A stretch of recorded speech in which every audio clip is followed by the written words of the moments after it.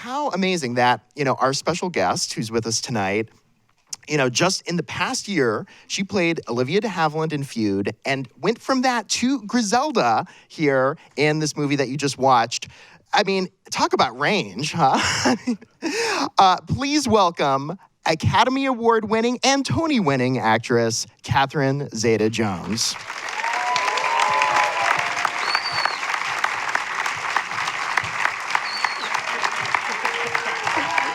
So great, thank you. Thank you. Thank you very much. Am I on? Am I on? Oh. You are on. And thank you so much for joining us tonight. It's such an honor to have you here. It's a pleasure to be here amongst a few actors, I imagine. Yeah. Thank you so much for coming. It's really, no, I appreciate it. It's a film and a journey that took a long time for me to get made, and one would wonder why such a character would be so intriguing. But as you can imagine, the multi-layered kind of craziness of her was something that 4 years in the making. So I'm so proud of being part of it, and just happy that you had the chance to see it on a screen bigger than the one you got at home. Well, Catherine, this was a true passion project for you. I mean, you just mentioned you'd been working on this for 4 years. I mean, such a rich character, so much to dive into here with Griselda. Why did it take 4 years to be made?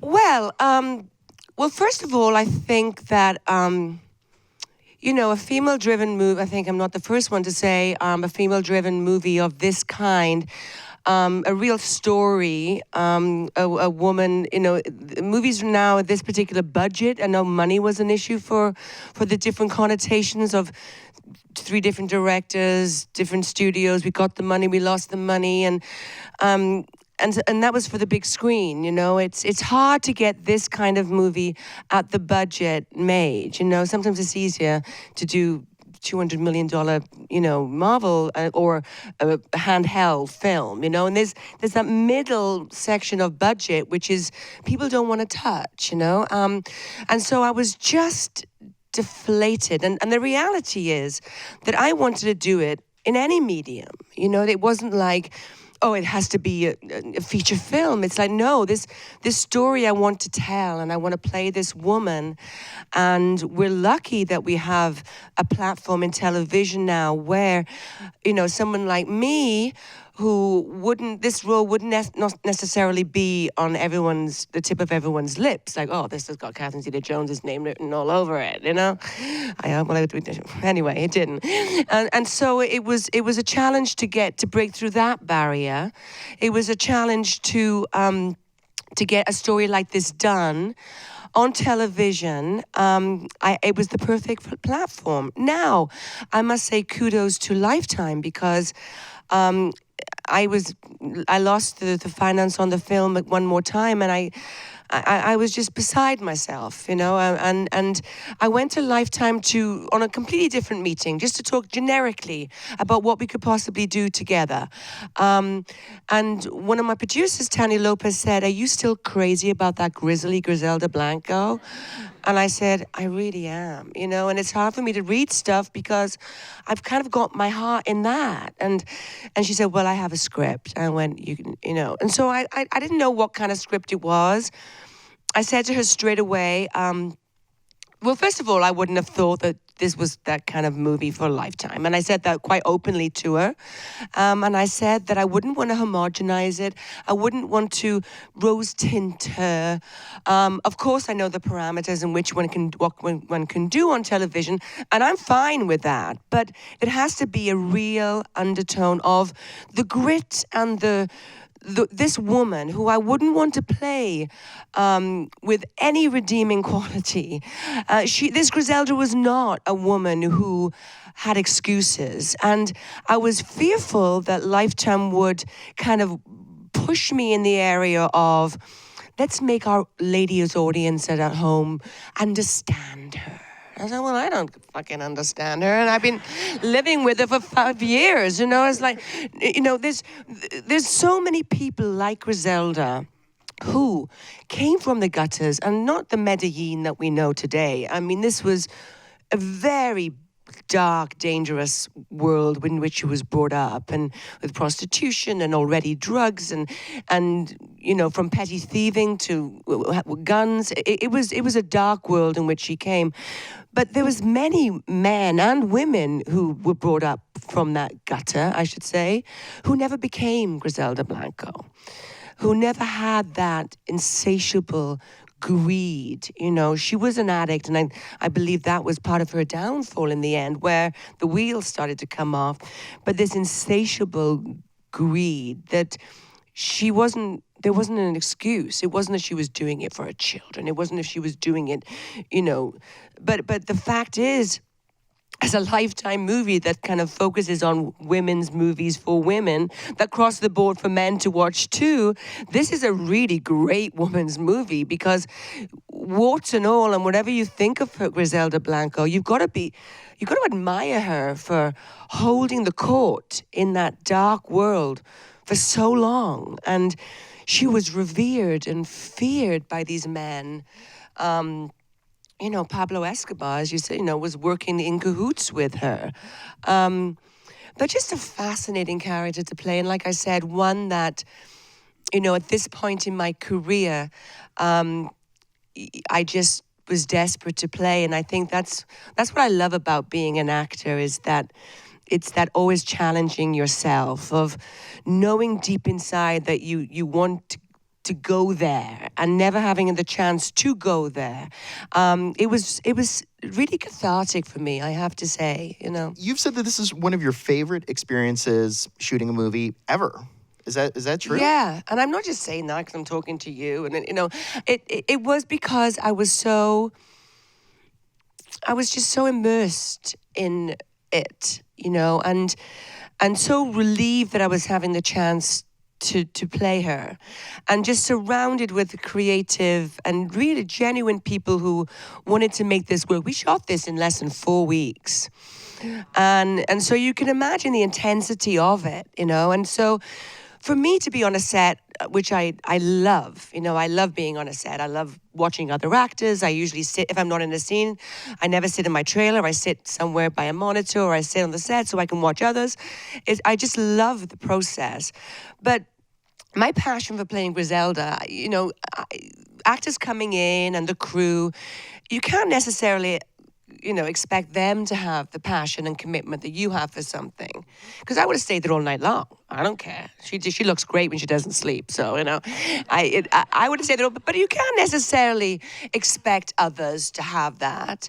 But everybody had it. Everybody who came in, the guys in catering was like, "Oh, we're going late tonight. I'm going to leave something in your trailer." It was just a real, and helmed by Guillermo Navarro, who I was so honored to work with him, and we had such a wonderful synergy together. We kind of finished his other sentences, and we saw the big picture, and it was just a wonderful collaboration. Guillermo Navarro, Academy Award winner for Best Cinematography for Pan's Labyrinth. Yeah.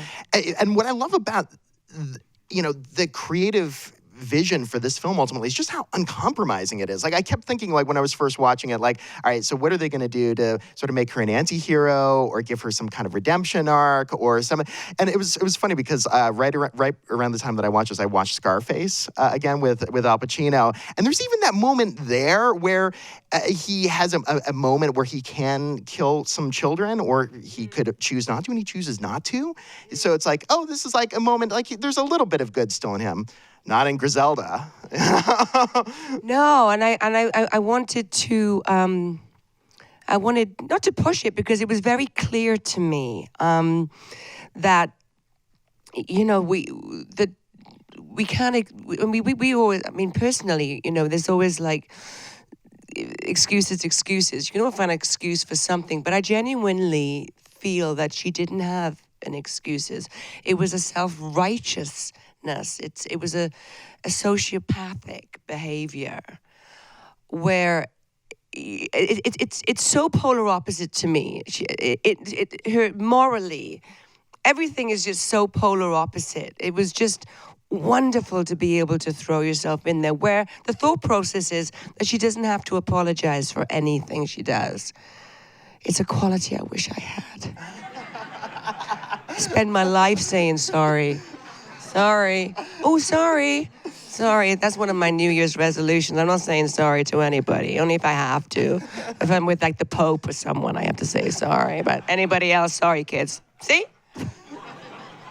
God damn it. Well, being like that, maybe it can make life easier as you're going along, but things usually don't end well if that's the case. So, so I love that Lifetime brought this so completely, uncompromised to the screen. Were there any attempts by, various people along the way to like, let's soft pedal this a little bit. Let's tone it down. Let's maybe, let's try to. Yeah. Yes. Because. It's, and I understand that, because as an actor, we try to find the real in it, right? And we try to find what an audience would find connectable to somebody, or personal traits that you have that people would go, I get that. Or we study people, the human being, situations, relationships, all sorts, for that thread of making that character accessible to an audience. So I understand that one would go, the biggest thing was, it has to be for the children. And I was like, I really believe they were accessories to her.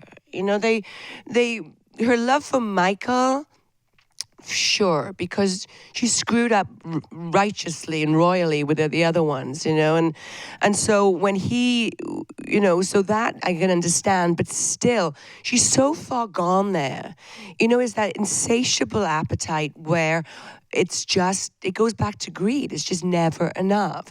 And she was like that with kids, she was like that with, we didn't even get to the fact that she named her dog Hitler. I think we don't need to put that in because it's like, it becomes somewhat comedic. And I was saying to you earlier, of everything I wanted, of all the different layers that I wanted to play with, and there are so many for her, which is the fun of it all, is that, I wanted the people to, in a way, kind of like her, and I find myself, and I was saying to to Michael, I was like, whether I was just so close to it, but I kind of wanted to like to have met her, not as a character analysis, because I'm sure the story she would have concocted in a sociopathic mind of why she became Griselda Blanco would have been fascinating to me. Total BS, but fascinating. So she was that character where I was, able just to let it all out. I mean, if she was a man, which she certainly was not, she would have scratched her balls a lot, She would have just let it out, and she was, and I've never got to play that before, and it's wonderful. I love that. Well, and you did so much research, to prepare playing Griselda. You went to Miami, and you had an interesting experience when you were there about how well known she still is there. Well, when you talk about Griselda, usually in taxi cabs, it was my best because everyone seems to know Griselda or not know of somebody who knew who worked with her. And I kept saying to them, are they still alive? Because I'm sure if they really did work for Griselda, they wouldn't be alive or they'd be in jail. So I was always fascinated that somebody knew the infamous Griselda. But research, I read everything. Of course, I saw Cocaine Cowboys, which was my first initial kind of insight into her. Everyone talked about her. There was very little footage. I found photographs of her in prison, which are hilarious because she's got red nails and she's posing with the kids, with Michael, and it's bizarre. But the one thing I did find, which was, for me, what nailed the character for me actually was I found in Spanish a very, very short footage of her speaking to a journalist in Colombia when she was deported back to Colombia. Not very long before she was assassinated. So it must have been like 2010 or something like that. And she was talking. She was in her apartment. And she was going around looking at all her deceased children in the in photo frames, and she spoke in Spanish with a very soft kind of lilt. And then there was an image of her walking up to a church. And she took the holy water, and she took a turn like that, and she walked in, and the interviewer said, "Do you feel safe here? Do you feel at peace here?" And she turns to the interviewer, but kind of looks right into the camera and says, "I know Jesus has forgiven me." And I'm like, no shit, you can't. And she looks right into the camera, and I looked in her eyes and I went, oh my God. Okay, that's where she is in that world of whether she is justified it, and maybe her Jesus has forgiven her, and I hope he has. But it was just it was a chilling moment for me, but which I went, okay. And the other thing was that when I left, I think I told you this as well, but when I left to go to work, my husband was at the door as he usually does, waving me off. Bring home some pennies, honey. And he turns to me, and we never give unsolicited advice for scripts or movies or performance. Not even on the golf course do we suggest anything, because we don't do that in our relationship. It's not good. So he said to me, can I give you one bit of advice? And I'm going, oh, really? I went, okay. He said, you don't have to do much. Just remember you don't have to do much. And I went, okay. And he went, because you are at your most terrifying when you do absolutely nothing.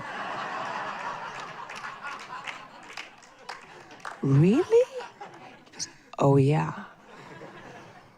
Wow, 18 years of screaming, and all I had to do was give you one look, and I'd scare the bejesus out of you. So that was a note which I did take, because when we were shooting like propaganda filmmaking, like, okay, let's go to the other set. Okay, change your hair, change it. Anyway, at those moments as an actor, as you can imagine, it's like, whoa, where am I? Where am I emotionally? What am I doing here? What has just happened? Where am I going? Who's dead? Who have I, it's like, whoa. I just remember that and just went, shoo. I'm doing nothing in this scene. I'm just going to look around and do nothing. I'm just going to listen, which as actors, that's the most important thing when you're acting anyway, is just to listen really good. But it was a note well taken, Mr. Douglas. So credit to him, I guess. Well, and we see that in that extraordinary scene where you're in the car, your sons are, or Griselda's sons are, shaking down that couple even though they actually owe money to them. And then she decides to go in and kill those children. And the silence, the sense of calm that she radiates, it's so chilling. I mean, it's one thing to say, yeah, I'm going to play it like that, but did you have to do any acting exercises, or were there any techniques you followed, or any music you listened to beforehand, or anything to get you in that mindset for a scene like that? I think that was one of the hardest things of the shoot, because we were shooting, so quick, was just remembering that intensity, and just holding on to that intensity.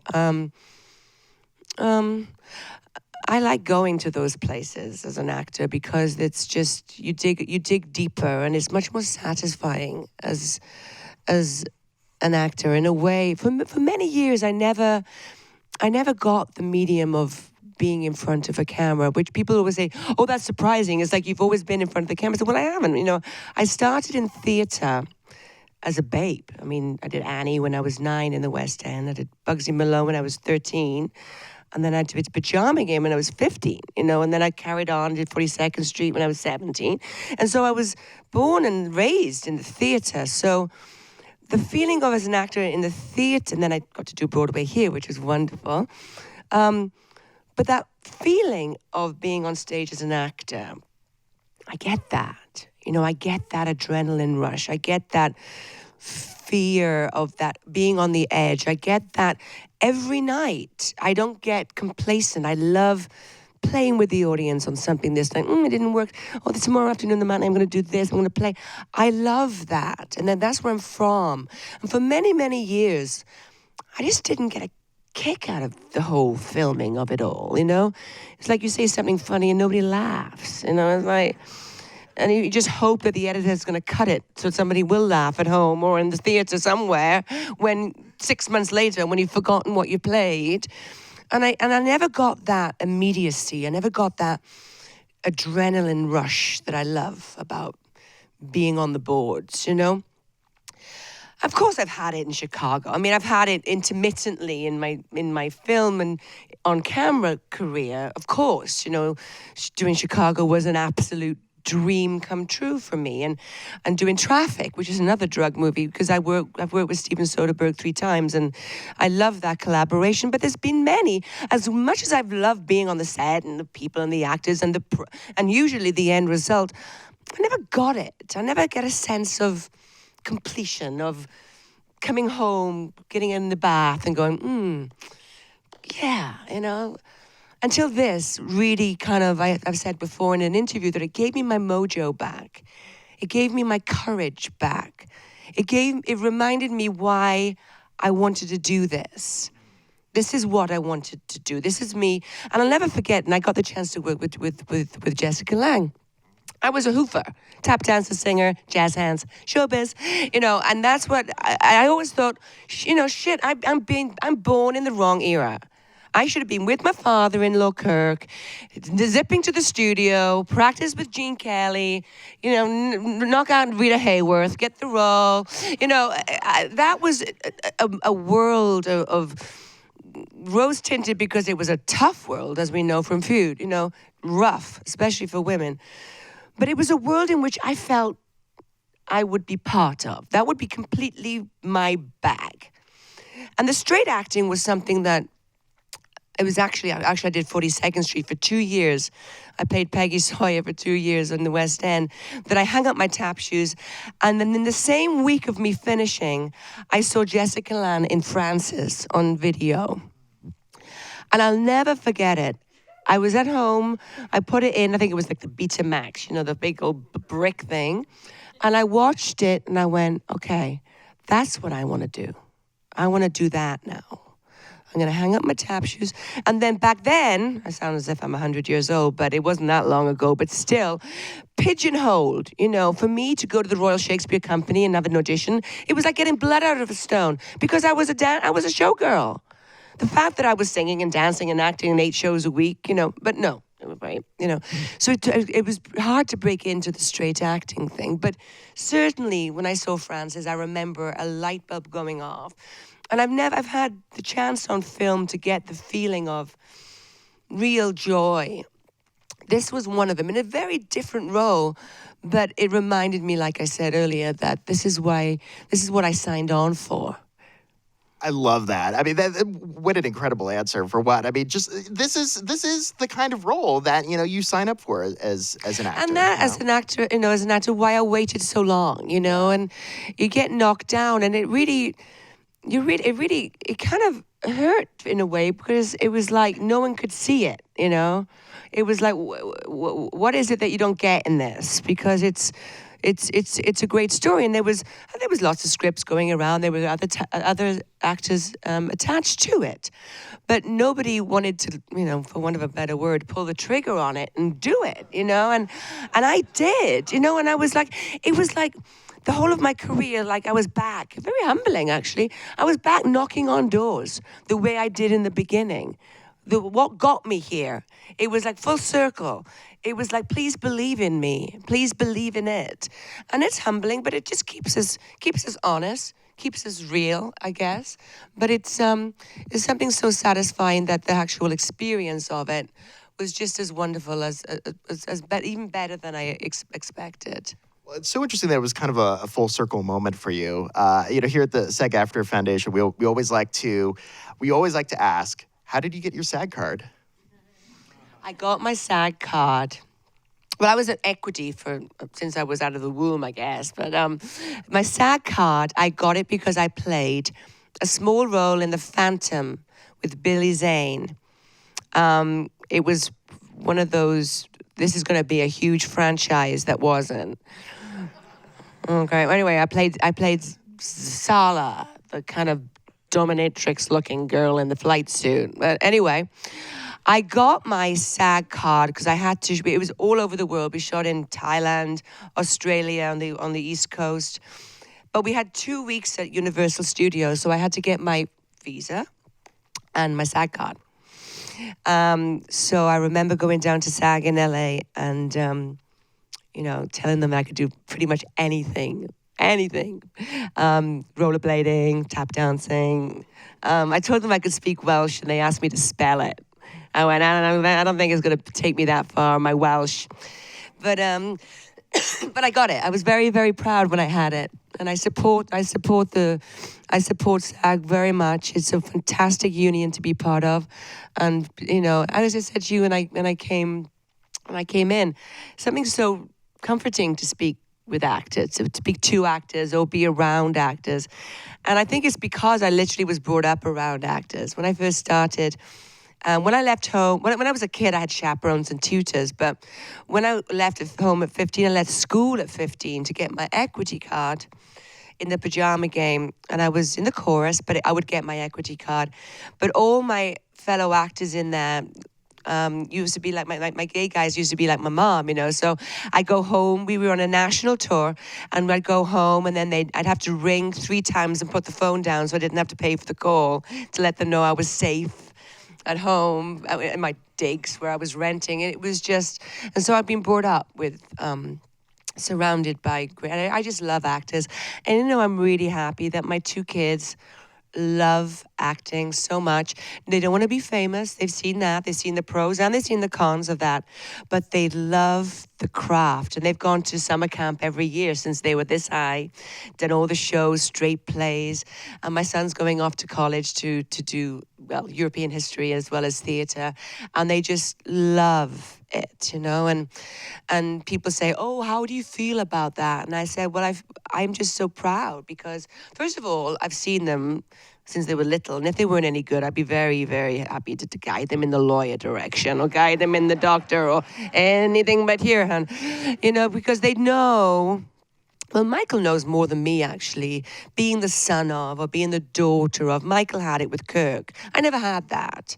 But I have been through association, in being married to a family of actors. And so it's hard, and I've given them all those, I've given them all the negativity, but I can't, they asked me, and I had to say, my life as an actor has been extraordinary since the beginning. The sense of, the feeling of belonging, of camaraderie, of working together. I mean, it takes an army. We all know that. We're never one on our own, individuals. We never are. And we work together. And for them to enjoy that and to love the craft just fills me with pride. I wanted to ask you, I know you and Michael don't give each other advice, but we were talking backstage earlier about how I'm such a massive Kirk Douglas fan. Has he ever given you any advice, from his almost 70 years of being in the public eye? Oh my God. Kirk, well, he's going to be 102 in December. Yeah. Oh man. Unbelievable. And we bought him, I was just telling Kristen, we bought him an iPad. He's FaceTime addict.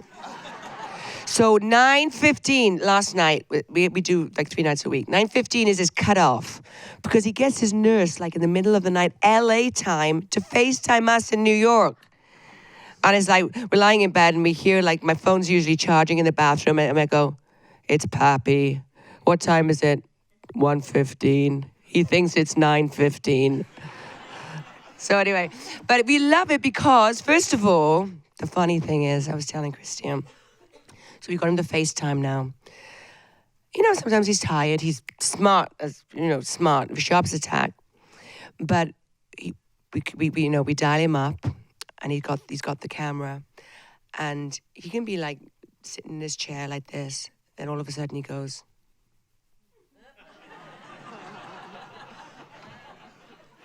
And he gets his light. And then you see him looking at the square in the top corner. Once an actor, always an actor, He's a movie star. What do you expect? But it is one of the funniest things. Yeah, and he. Did you hear us, Kirk? Yes, I heard you. But it's full on. It's full on movie magic at 9:15 every other night at our house. So it's we're just blessed to have him. And you give me any tips? I remember because I had my children and I took some leave there for obvious reasons. And for him, I wasn't doing enough. It was like he got annoyed with me. And I was like, what are you doing? I said, I'm raising 2 children, Kirk. But he's like, you should be writing a book. I was like, well, I don't really want to write a book. You should write a book about your life story. I said, I don't really want to write a book about my life story. Thank you very much. And he's like, but we're just so close, and he gave me a lot of, he loved this, actually. He loved it. He said he was very proud of me. And when I was doing Feud, I asked him, well, it's not even because I was doing Feud. I go and sit with him. I want to know. I'm such an addict of that world and that time, Even if I've heard the story before, I want to hear it again. And it's just wonderful reminiscence. And he knew them all, He, of course, he was Kirk Douglas. And he told me Joan Crawford was a crazy, and he loved Betty Davis. He loved Betty Davis because he called her a real broad. And my mother-in-law got a fur coat because of Betty Davis. Because Kirk, when Anne, my stepmother-in-law, came into town, they got married in Vegas with Frank. Sounds fabulous, doesn't it? Anyway, she went to one of those Palm Spring desert pool parties at Frank's, and Betty there. They were all there. They all used to hang together. They used to play cards together, actually. But anyway, and it was freezing. It was a desert night, cold, and poor Anne from Europe was in like a little flimsy dress, and she was shivering around, and Betty was like, Kirk, why didn't you buy the European woman a fur coat? She's freezing, you cheap Jew, And Anne tells the story like brilliantly. And Kirk, the next day, she had a big box from Neiman Marcus with the biggest hunk of fur you've ever seen in your life. And she always thanks Betty Davis for her very first fur coat. She said, I came from like Europe. I didn't think you'd come to LA with fur coats. She didn't bring anything with her. She just brought like summer clothes. So, anyway, it's okay. But all the stories, you can only imagine the stories that. Oh, there must be so many. Oh, they're endless, and I was just saying to Catherine backstage that, Kirk, my mom's first crush was on Kirk Douglas in 20,000 Leagues Under the Sea in 1954. Yeah. It's phenomenal. But what's interesting about, so he's, giving you some advice. And, we have actors of all different ages, all different levels of experience here. We have to wrap up, but just as a parting gesture, what advice do you have for actors just starting out now? Well, it's, first of all, everyone knows it's never easy, but when you have that fire in your belly, no one can take that away. And sometimes you get butted against and you just got to retain that fire. But the biggest thing for me, and I know from experience because I've been doing this for quite some time, and there was a moment in there where, I'll backtrack, because when I was starting off, when I first came here, and when I literally, when I did that Phantom film, not only did I get my SAG card, but I also got a visa. I got 6 months.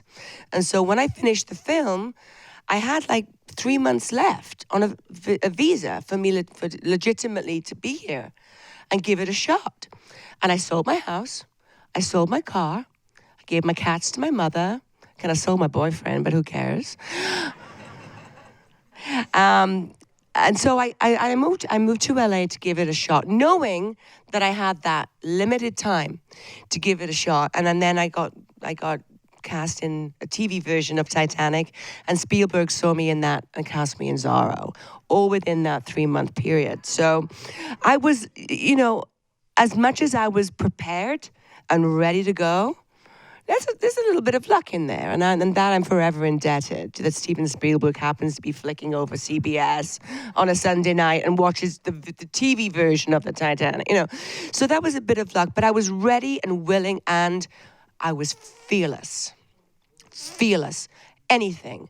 I never questioned my instincts, never questioned. I wasn't arrogant. I met those ones, but there was a fearlessness that I wish I could have captured in a magic bottle. Because as the more I do, instead of funny and ironic, as the more you do, and the more the kind of stakes are higher, I lost that fearlessness. And I got scared. And I got questioning myself, my instincts, my taste, my dragging of what somebody else thinks I should be doing. Ooh, is that not good then? And then all of a sudden, I'm scared. And once you lose your sense of fearlessness as an actor, it's over. Because I think in all the mediums, in comedy, in tragedy, in musicals, I remember, so many different situations where I wanted to run away from something that I loved. That something was so much part of my life, it was like having my toenails taken off. Or, I couldn't imagine living without my art. And the people and the collaboration and the world and that's not red carpets. That's not that. It's the day-to-day loving of what one does, and the gratification and the satisfaction and that drug that as actors we have, that adrenaline drug that you cannot tell people who, well, first of all, haven't experienced it or what it feels like to have it. And I lost that. And it took me a long time to get back to remembering that feeling of, it's not like, oh, I'm going to throw myself off a bridge today because I'm going to land on my feet. It's not that. It's that feeling of taking chances, throwing yourself out there, being willing to fail. And I was also becoming very meticulous and organized and way too much thought process. For me as an actor, my prep is paramount to me. Like I'm playing a great character next on Facebook Watch. I'm playing a Tulsa, Oklahoma beauty pageant coach. It was wacko. But it's a dark comedy. In what one would think is a very frivolous world is a very dark comedy. But my prep is so important to me. And it comes from theater, I think, of the rehearsal. And like I was on my dialect coach, I'm doing Tulsa, Oklahoma, but I'm doing like quite strong. She's from the wrong side of the track. So I was on my FaceTime with my dialect coach today. I do it in 2 hours with him and just, and my prep. So when I get there, it's just a dream. Because I've overanalyzed everything I could possibly overanalyze, and now I've just got to let my fearlessness go before me and not question, do I look like this? Or maybe that looks a bit too much.